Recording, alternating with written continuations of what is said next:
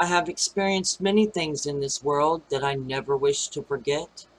The taste and sights and smells, they are a part of who I am, a part of who we all are.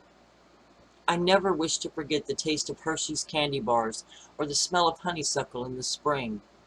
I wonder if it still grows in what's left of Texas.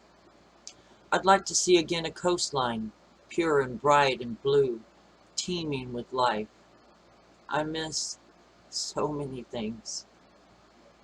We didn't know what happened. We were just sitting down to have dinner. Spaghetti, corn on the cob, and salad. I was getting Mom a glass of tea in the kitchen. We were going to sit down and watch the news while we ate. That's what we always did. Mom would yell at the newscasters between bites, and the five of us were usually noisy with our own random exclamations.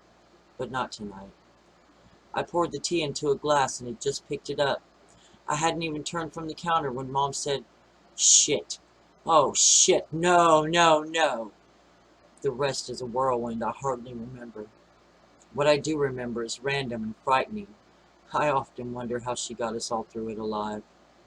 "What?" I asked, thinking that she had knocked her plate over, or maybe the kids spilled something. The tone in her voice told me that it was something else. "Mom?"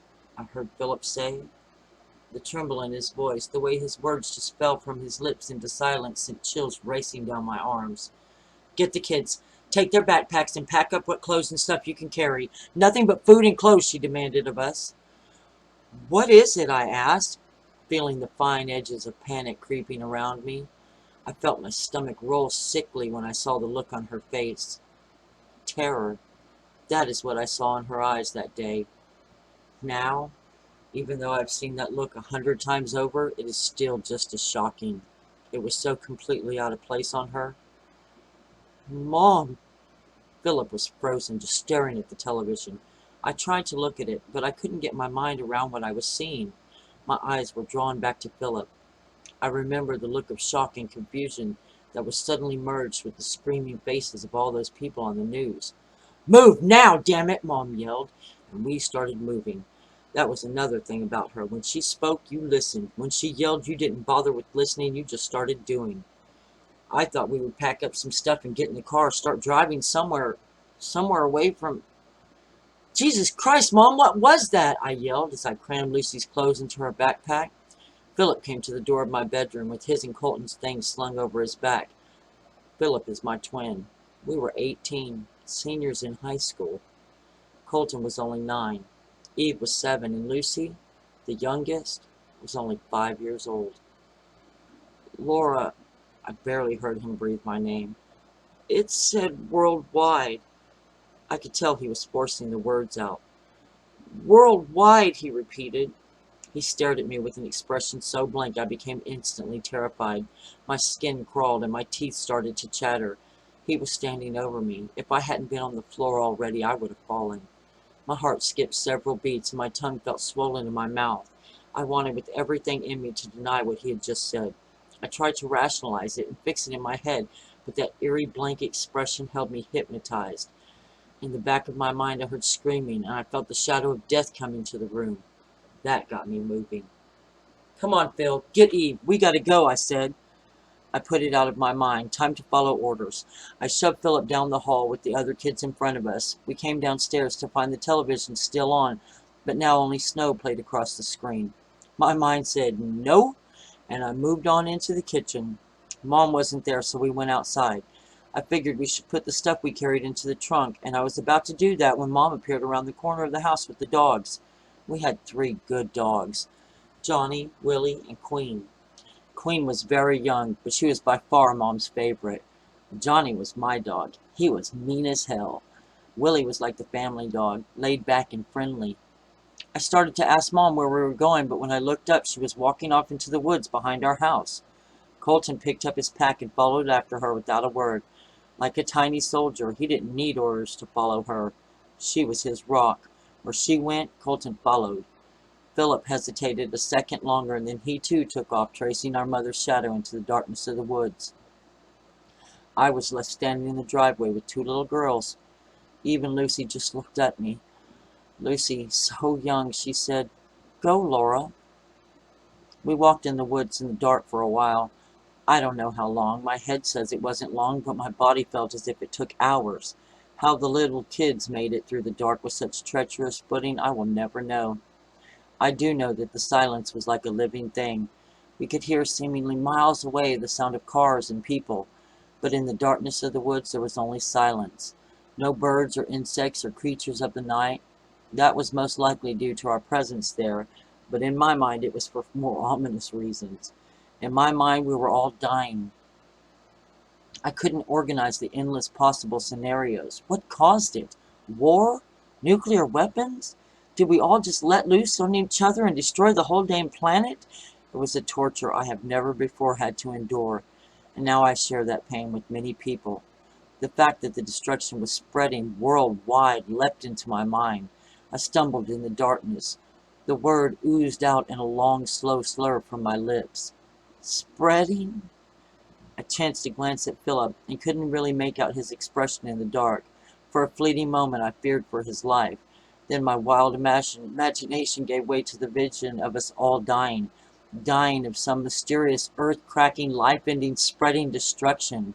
I saw Lucy's long, dark curls falling in clumps to the ground, her face covered in grime and open sores, her skin cracking like the earth on the news. I almost screamed. Panic was creeping in on me, and I wasn't sure what I was doing. What was I thinking? I thrust the picture from my mind, violently, horrified by the vividness of the vision. I lost my footing and fell to the ground. I wasn't hurt, but I began to cry anyway. A sob escaped my lips, and I wanted to scream, to keep on screaming until the horrible death came upon us. That didn't happen. In a flash, my mother was there beside me, whispering in my ear, "Child, you have a longer journey than you know."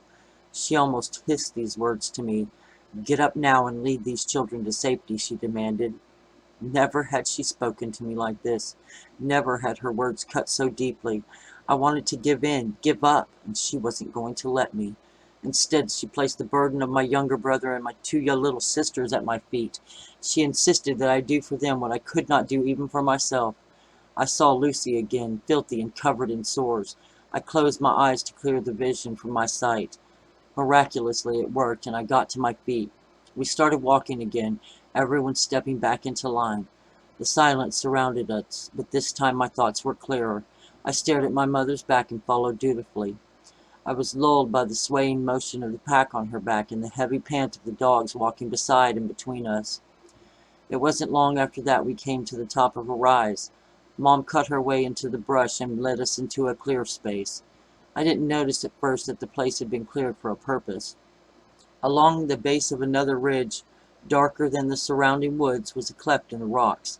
A cave. I gave an audible sigh of resignation. This was not going to save us. This was a hole in the ground. We could save ourselves the trouble and just fall into one of those cracks we saw on the television, streaking across the earth. The whole earth. I briefly surveyed the area around us. No sounds of life other than our own. I envisioned the world devoid of life. No plants, no animals. I felt sick to my stomach again. It occurred to me that our dinner remained in front of the television, as if we would return sometime to pick up where we left off. I threw up then. It was violent and somewhat unexpected. I gagged again and managed to breathe. "Mom," I tried to speak. I didn't even know what to say. We were all going to die. Everyone and everything. The earth was dead. My mother grabbed me beneath my arm and half dragged me towards the hole. "Come on," she said to us. "Get your ass in there. You can have a nervous breakdown later," she insisted. I half crawled into the darkness. It was damp, and I foolishly feared some insect or animal would swoop down on me in the dark. Just as my eyes began to adjust to the dim interior of a small cavern, my mother turned on a flashlight. I wondered why she hadn't used it in the woods on the long trek up here. Mom dropped her pack and thrust the flashlight into my hand. She grabbed two shovels and forced one into Philip's hands. He stared at it dumbly for a moment and then joined her in filling the crevice with a mound of dirt. As they worked on this, I glanced around the small cave in wonder and dismay. There was a small pool in the corner where the kids huddled together in fear and exhaustion. Lucy had already fallen asleep. I didn't see much of anything else, just rock and shadows and darkness. Mom snapped at me to hold the flashlight still while she and Philip worked to move some good-sized stones around the dirt. filled the crack in the rocks. It was soon covered. Our passage to the real world was now closed, and we were sealed in a tomb beneath the earth. I turned back to see the kids again and noted that Eve and Colton had both fallen asleep. It seemed like only seconds had passed since I had crawled into this tomb. A part of me knew that this was not possible, that perhaps several hours had passed. They couldn't possibly have sealed the entrance in a matter of seconds. I felt completely irrational and wanted to question this, but my mouth was filled with fear and glue, the saliva acidic. It was thick and gross, and I started to gag again, but this time nothing came out. As I knelt down in the dirt, I caught a glimpse out of the corner of my eye of something very strange. It was plants. One corner of the small cavern was filled with several rows of living, growing plants. I was dumbfounded. I couldn't think of one logical reason why potted plants would be in a cave. It was unreasonable. My mind worked frantically to search all of its existing knowledge to come up with an answer to this riddle. I turned to my mother, and the question barely forming on my lips, but when our eyes met, all fear and doubt faded from me. She was smiling.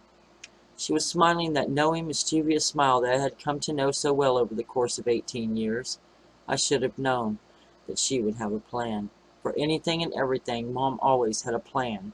She had plans for things that happened spontaneously out of the blue and unexpectedly. Panic fled as hope filled me. I stared at her in wonder, amazed by the smile in her eyes. She said, "I think we're going to be okay, Laura, at least for a little while. Let's move the kids and start dinner again."